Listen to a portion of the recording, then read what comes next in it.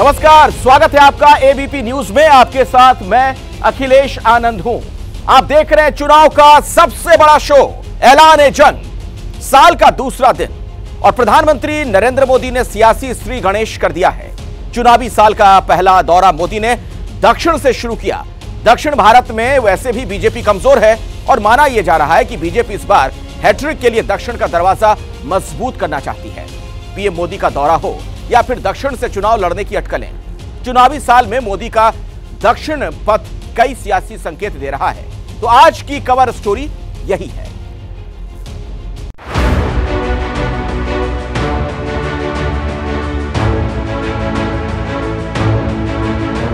नया साल चुनाव का साल है और नए साल में प्रधानमंत्री नरेंद्र मोदी ने शुरुआत की है दक्षिण भारत से।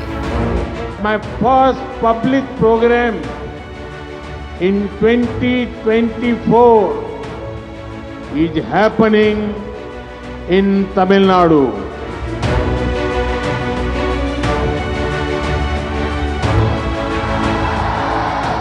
मोदी दक्षिण भारत के 2 दिन के दौरे पर हैं और शुरुआत उन्होंने तमिलनाडु के तिरुचिरापल्ली से की। यहाँ पीएम ने 20,140 करोड़ रुपए की योजनाओं का उद्घाटन और शिलान्यास किया।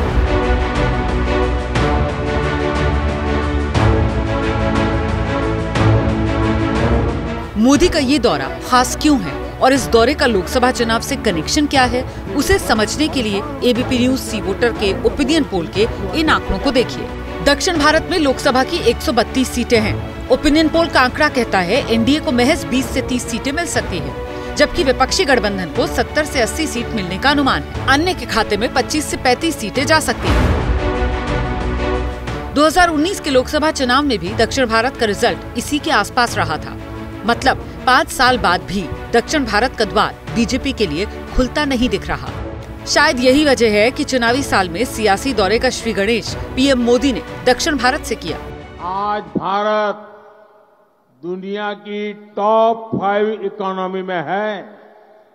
आज भारत पूरी दुनिया में एक नई उम्मीद बनकर उभरा है।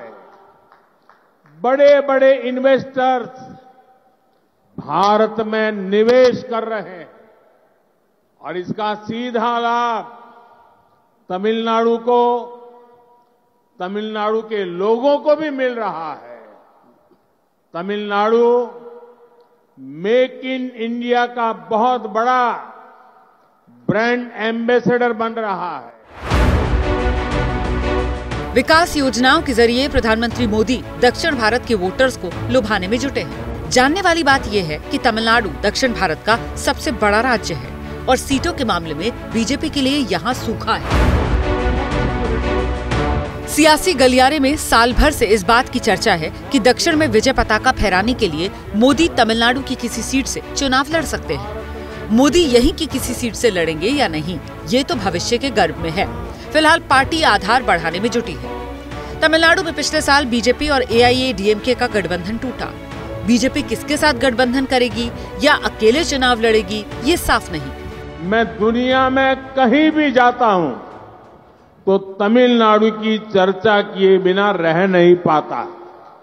साथियों, मेरा प्रयास है कि देश के विकास और विरासत में तमिलनाडु से मिली सांस्कृतिक प्रेरणा का लगातार विस्तार हो।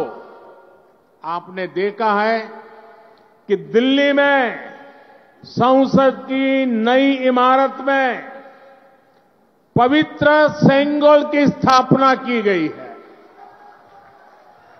एक गुड गवर्नेंस के उस मॉडल से प्रेरणा लेने का प्रयास है जो तमिल परंपरा ने पूरे देश को दिया है।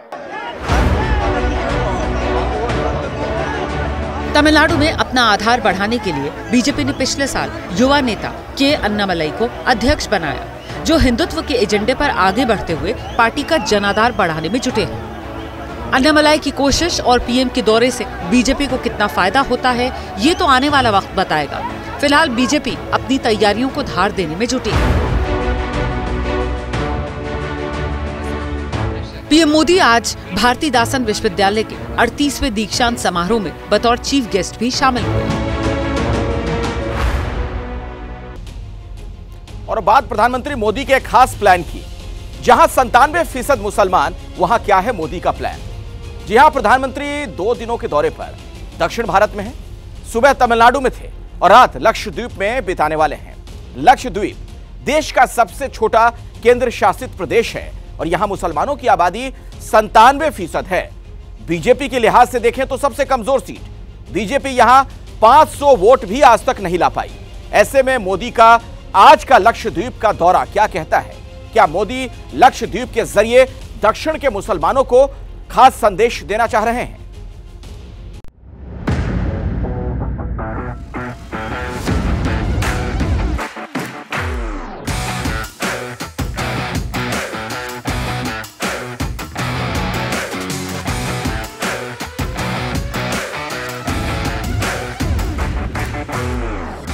लक्षद्वीप भारत का सबसे छोटा केंद्र शासित प्रदेश है। इसकी पहचान भारत के मालदीव्स के तौर पर है। सैलानी यहाँ की खूबसूरती को निहारने दूर दूर से आते हैं।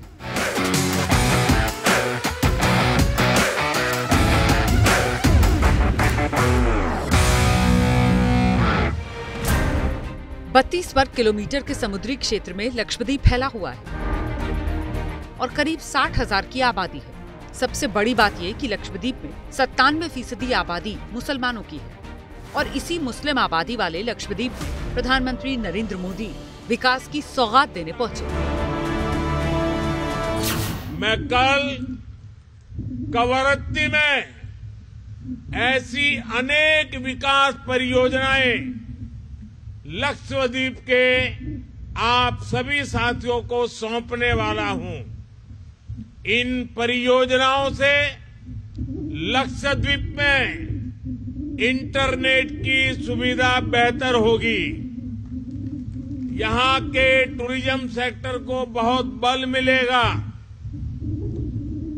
आज रात्रि विश्राम भी मैं आपके बीच लक्षद्वीप में ही करने वाला हूं।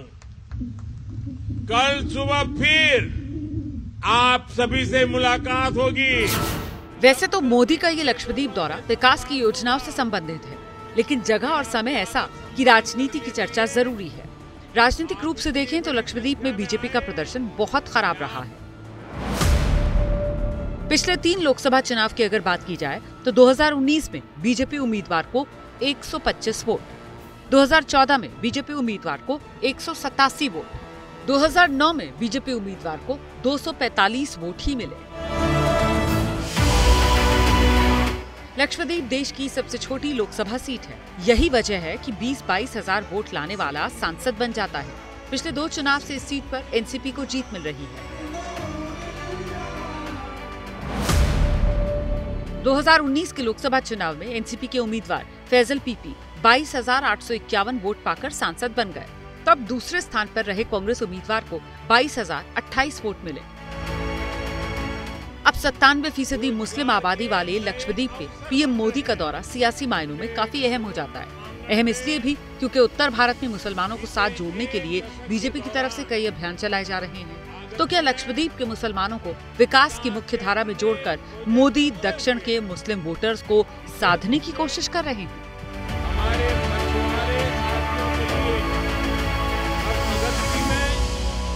एयरपोर्ट के साथ और अब बात करेंगे नीतीश कुमार की।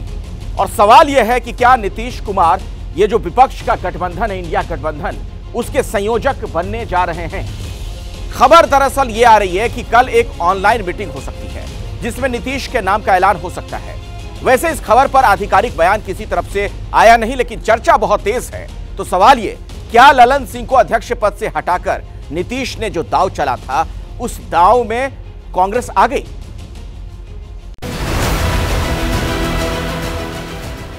जेडीयू अध्यक्ष पद से ललन सिंह को हटाकर नीतीश कुमार 29 दिसंबर को पार्टी के अध्यक्ष बन गए। राजनीतिक गलियारों में चर्चा होने लगी, क्या नीतीश फिर से पलटी मारने वाले हैं? अध्यक्ष बनने के बाद नीतीश दिल्ली से पटना पहुंचे और इधर विपक्षी गठबंधन में कानाफूसी होने लगी। 2 दिन से अब चर्चा इस बात की हो रही है कि विपक्षी गठबंधन नीतीश को संयोजक बनाने पर राजी हो गया है।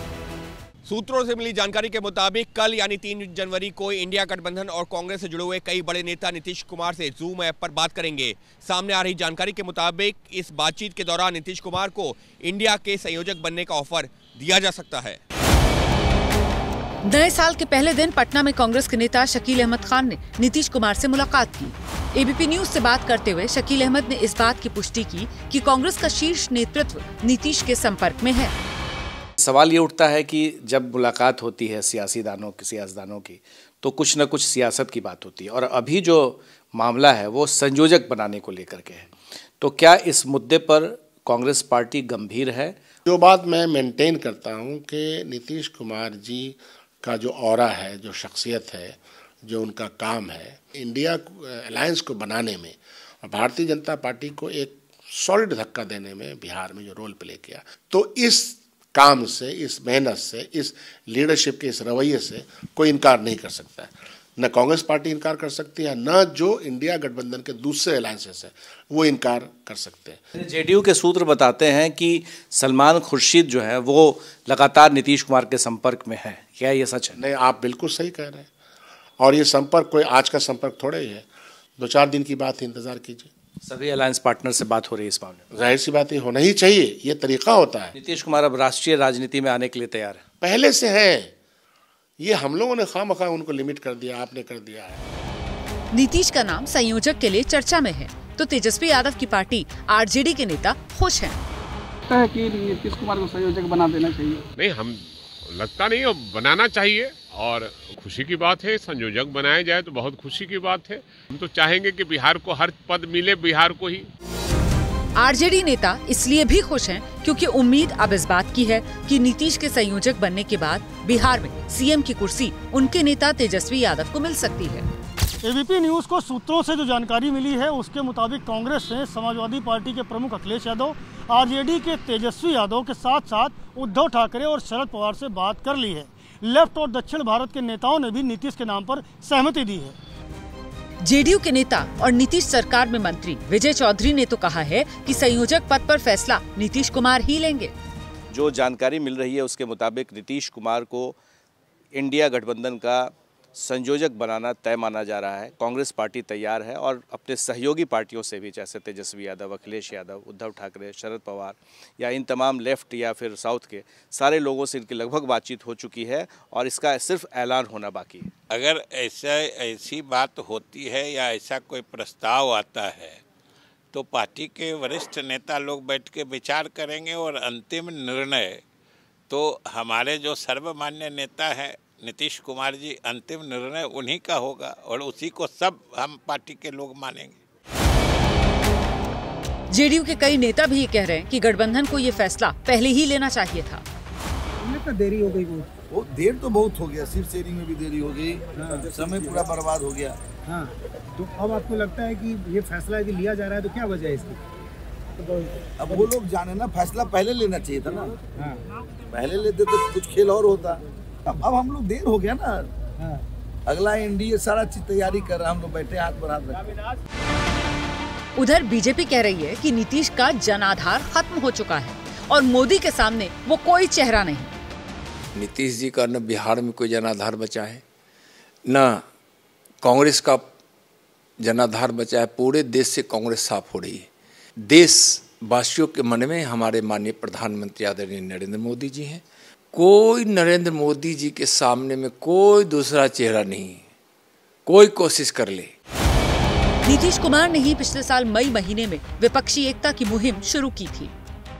23 जून को पटना में हुई इंडिया गठबंधन की पहली बैठक की मेजबानी भी नीतीश कुमार ने ही की थी और उसी दौरान चर्चा इस बात को लेकर थी कि नीतीश कुमार को इंडिया गठबंधन का संयोजक बनाया जा सकता है। लेकिन 4 बैठक भी बीत गईं, लेकिन उसके बावजूद नीतीश कुमार का नाम आगे नहीं बढ़ाया गया। दिल्ली में 19 दिसंबर की बैठक में ममता बनर्जी ने पीएम दावेदार के तौर पर खड़गे का नाम आगे कर दिया। कि हर लोग पूछता है एक फेस तो चाहिए, तुम्हारा फेस कौन है? तो इसी के लिए हम एक प्रपोजल दिया था कि खड़गे जी को होना चाहिए। खड़गे जी अगर फेस होगा तो ठीक है और हमारा कोई एतराज नहीं है और हमको सपोर्ट दिया है। कहा जा रहा है कि इसी के बाद से नीतीश ने खुद को ठगा हुआ महसूस किया। और इसकी गाज पार्टी के अध्यक्ष ललन सिंह पर गिरी। अब विपक्षी गठबंधन के नेता संयोजक पद का ऑफर कर नीतीश को मनाने की कोशिशें कर रहे हैं। जी हाँ, तो लग तो यही रहा है कि नीतीश का मन डोला तभी कांग्रेस ने पत्ता खोला। विपक्षी गठबंधन में नीतीश कुमार के नाम को लेकर शुरू हुई हलचल के बीच एबीपी न्यूज के रिपोर्टर जैनेंद्र ने जेडीयू के प्रवक्ता केसी त्यागी से बात की। केसी त्यागी का कहना है कि इस बारे में कांग्रेस के शीर्ष नेतृत्व को पता होगा, उन्हें जानकारी नहीं है। तो ये बता दीजिए, क्या नीतीश जी को इंडिया का संयोजक बनाया जा रहा है और इसको लेके कल कोई बैठक है? क्योंकि पटना से ये खबर आ रही है सुबह से। नीतीश जी इंडिया गठबंधन के संस्थापक हैं, उसके विचार के संयोजक हैं और उन्हीं के प्रयासों से इंडिया गठबंधन अस्तित्व में आया है। पटना की जो पहली बैठक हुई थी, उन्हीं के मैराथन एफर्ट्स थे कि तीसरा मोर्चे का जो निर्माण था वो ध्वस्त हुआ। कांग्रेस पार्टी की एक्सेप्टेबिलिटी बढ़ी जब उन्होंने कहा कि कांग्रेस पार्टी के बगैर कोई राष्ट्रीय विकल्प नहीं बन सकता। अब क्या वक्त आ गया है संयोजक बनाने का, बनने जा रहे हैं? नहीं, ये सारे जो इंडिया के घटक दल हैं वो आपस में निरंतर विचार विमर्श में रहते हैं। ऐसी कोई शुभ घड़ी आती है तो उसका हम स्वागत और सत्कार करें। क्या चर्चा की गई है कांग्रेस लीडरशिप की तरफ से, नीतीश जी से कोई संपर्क साधा गया है और कल क्या कोई बैठक है? नहीं, ये कांग्रेस पार्टी के और अन्य दलों के बीच का मामला है, मुझे इसकी कोई स्पष्ट जानकारी नहीं। इस बीच कांग्रेस की तरफ से एक बड़ा बयान आया है। पार्टी के नेता है मीम अफजल। उन्होंने कहा कि नीतीश को लेकर जो भी चर्चा है वो मीडिया की गढ़ी हुई कहानी है। तो मीडिया की कहानी इसे बता रहे कांग्रेस के नेता मीम अफजल। यही जवाब है कि 4 बैठकें हुई हैं, कहीं कोई नाइम नहीं है और आज ये अचानक खबरें सुबह दिखाई देने लगी है। तो ऐसी बहुत सारी खबरें आती रहती हैं और हमारा मीडिया कुछ तो करेगा ही ना। तो मीडिया को भी बहुत सारे काम होते हैं, इसलिए एक काम ये भी है कि कोई ना कोई इशू को गर्म किया जाए, उस पर बात की जाए। मुझे तो कम से कम ऐसी कोई जानकारी अभी तक नहीं है। आपको लगता है कि ये जो खबरें चल रही है नीतीश कुमार को संयोजक बनाए जाने की इंडिया गठबंधन, ये मीडिया क्रिएशन है? देखिए, मुझे तो ऐसा ही लग रहा है। अभी तक तो ऐसा कोई अंदर से कोई खबर नहीं आई। जो मेरी जानकारी है उसके मुताबिक ऐसी कोई बात नहीं है, लेकिन जिस तरह से इसको दिया जा रहा तो लग रहा है क्रिएशन है। अभी की बड़ी खबर आपको बता दें, प्राण प्रतिष्ठा कार्यक्रम को लेकर बीजेपी की बैठक में एक बड़ा फैसला लिया गया। 14 से 22 जनवरी तक देश भर के मंदिरों में सफाई का निर्देश दिया गया है। बीजेपी कार्यकर्ताओं को निर्देश दिए गए हैं। एक परिवार से 5 राम ज्योति जलाने की अपील की गई है। यूपी और आसपास के राज्यों के कार्यकर्ताओं को अयोध्या आने वाले भक्तों की बाकायदा जिम्मेदारी भी दी गई है। हमारे साथ अंकित गुप्ता हमारे सहयोगी जुड़ रहे हैं इसी खबर पर, और ज्यादा जानकारी आप तक पहुंचाएंगे। अंकित। बिल्कुल अखिलेश, एक बड़ी बैठक की गई है। जेपी नड्डा जो कि बीजेपी के राष्ट्रीय अध्यक्ष हैं, वो इस बैठक की अगुवाई कर रहे थे। और जब उन्होंने अपने कार्यकर्ताओं और नेताओं को 2 तरह के संदेश दिए हैं। और वो संदेश किस तरह के? 22 जनवरी से पहले का कार्यक्रम और 22 जनवरी के बाद का कार्यक्रम। 22 जनवरी से पहले का कार्यक्रम जिस बात का भी आपने जिक्र किया ना कि मंदिरों की सफाई और उसके अलावा जो है राम ज्योति, 1 ज्योति से 5 ज्योति जलाने का जो है वो काम सौंपा गया है और वो देश भर के तमाम शहरों, गाँव, कस्बों सब जगह किया जाएगा। दूसरा कार्यक्रम क्या? दूसरा कार्यक्रम शुरू होगा 25 जनवरी से। 25 जनवरी से 25 मार्च तक का एक और जो है नया कार्यक्रम दिया गया है और उसके तहत ये कहा गया है तमाम बीजेपी नेताओं से, कार्यकर्ताओं से, सांसदों से, विधायकों से कि वो अपने क्षेत्रों से जो लोग राम मंदिर के दर्शन करने के लिए आना चाहते हैं उनके जो है इंतजाम करवाएं, उनको सुविधा मुहैया कराएं। और इतना ही नहीं, जो भी लोग राम मंदिर के दर्शन करने के लिए अयोध्या के लिए जो किसी कस्बे से या गांव से निकलेंगे, उनका तिलक किया जाएगा, ढोल नगाड़े के साथ में उनको रुखसत किया जाएगा और जब वो अयोध्या पहुंचेंगे तो उनका स्वागत किया जाएगा फूल मालाओं के साथ में। और वहां पर रहने खाने का इंतजाम, करीबन 50,000 से ज्यादा लोग एक दिन में पहुंचेंगे अयोध्या इस कार्यक्रम के मुताबिक। यानी कि अगले 2 महीनों के दौरान अगर हम जो 50,000 लोगों के हिसाब से देखते हैं 60 दिनों के हिसाब से, तो 30 लाख से ज्यादा लोगों का अयोध्या पहुंचा करके रामलला के दर्शन करवाने की भी योजना है। जी बहुत बहुत शुक्रिया अंकित गुप्ता इस जानकारी के लिए आपका। बीजेपी के कार्यकर्ता चुनावी साल में घर घर पहुंचने की तैयारी में हैं। कल से दरअसल अक्षत निमंत्रण की भी शुरुआत हुई है और 10 करोड़ घरों तक निमंत्रण पहुंचाने का लक्ष्य रखा गया है। पहली तस्वीर में बीजेपी और विश्व हिंदू परिषद के कार्यकर्ता अक्षत लेकर राम मंदिर के उद्घाटन का निमंत्रण दे रहे हैं। जबकि दूसरी तस्वीर पटना की है, जहां बीजेपी ने आज से लव कुश रथ यात्रा की शुरुआत की। दोनों तस्वीर में भाव भक्ति का है, लेकिन मकसद सियासी शक्ति दिखाने का है।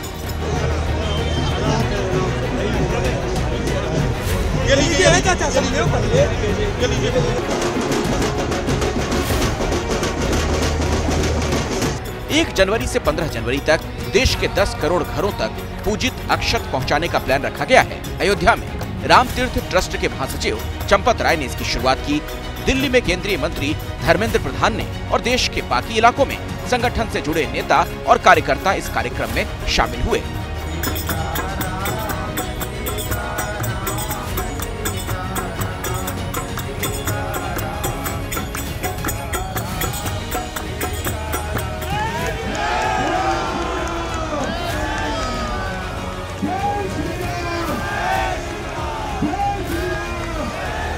वैसे प्रधानमंत्री पहले ही कह चुके हैं कि भीड़ ज्यादा होगी, इसीलिए 22 जनवरी को अयोध्या न आए, अपने घर पर ही रहकर दीपक जलाएं और पास के मंदिरों में पूजा करें। मैं 140 करोड़ देशवासियों को हाथ जोड़ करके प्रार्थना कर रहा हूं कि आप 22 जनवरी को जब अयोध्या में प्रभु राम विराजमान हो, अपने घरों में भी श्री राम ज्योति जलाएं, दीपावली मनाएं।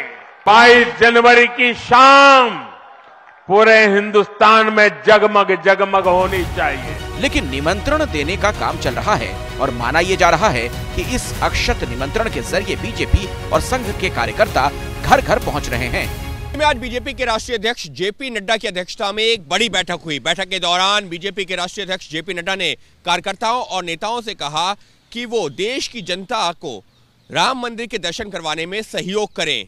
पार्टी इसके लिए 25 जनवरी से लेकर 25 मार्च तक एक बड़ी मुहिम चलाएगी और उसके लिए देश के अलग अलग कोनों से लोगों को अयोध्या तक लेकर जाएगी। पार्टी की कोशिश एक दिन में करीब 50,000 लोगों को रामलला का दर्शन करवाने की है।